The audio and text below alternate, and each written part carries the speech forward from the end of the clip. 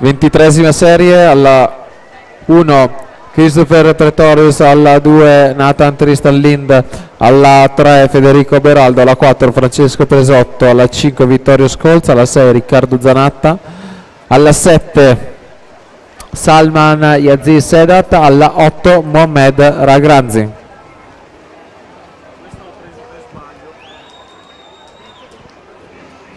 È stato anche riconsegnato il tesserino federale di Martina Marin, stile libero, disponibile anch'esso alla postazione microfonica.